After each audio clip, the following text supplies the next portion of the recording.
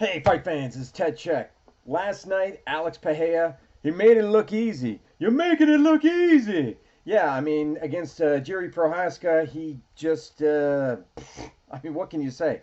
What can you say about that performance at UFC 303? He absolutely destroyed the guy, and he made it look easy. So that was another title defense for Alex Pereira, and now he's talking about moving up to heavyweight.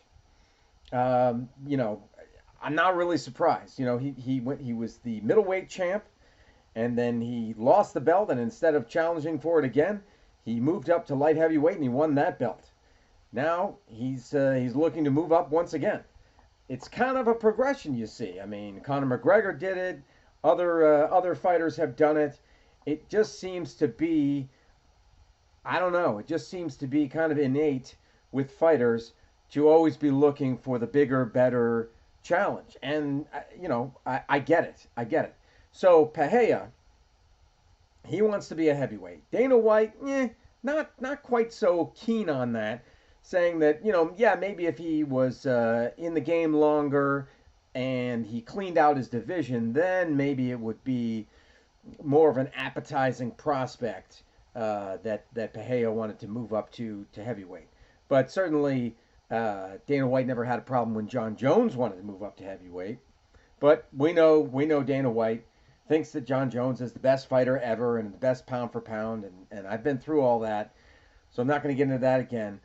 But I think that the if you look at the heavyweight, well, let me just jump back to Pereira. So great win for him over Prohaska, and he's got Jamahal Hill, the bad Mama Jama, who is nipping at his heels, even though he lost. But Hill says he wants another crack at Pereira. Now, is it really up to Hill? No, it's not up to Hill. It's up to the UFC.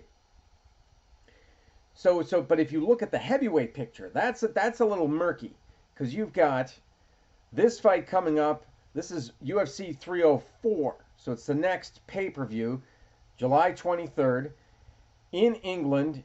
You've got Tom Aspinall, who is the interim heavyweight champ.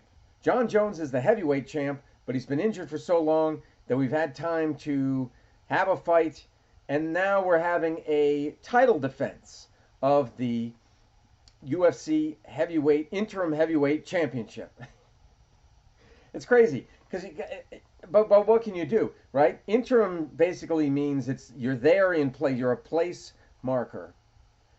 So generally speaking, the interim title holder would hold the belt, and then because somebody has to be able-bodied, some able-bodied person has to have the belt, and then when the champ comes back, then the interim champ and the champ fight to determine the totally 100%, absolutely, without any question, undisputed heavyweight champ of the world. But John Jones has been out for so long that now Tom Aspinall is going to actually defend the interim belt against this guy, Curtis Blaydes. Now, they fought once before, and Aspinall, I believe he blew out his knee, and so that's how Blaydes won that first fight. So this is kind of a bit of retribution here for Aspinall should he win. Otherwise, if he loses, then Blaydes is the interim heavyweight champ. And then the other thing that, the reason why this is so murky is because we've been told by UFC that John Jones' next fight, without fail, without a doubt, 100%, John Jones is going to be fighting Stipe Miocic. Miocic.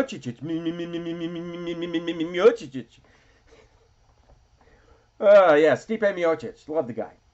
Love the guy. Is he still a firefighter? Because that's awesome. I work with firefighters and got so much respect for them. But anyway, yeah, so this is the fight that's going to happen. It was supposed to happen like a year ago. John Jones got injured. So it's possible, or it's been speculated, that these two will fight at the end of the year. November, December, somewhere in there.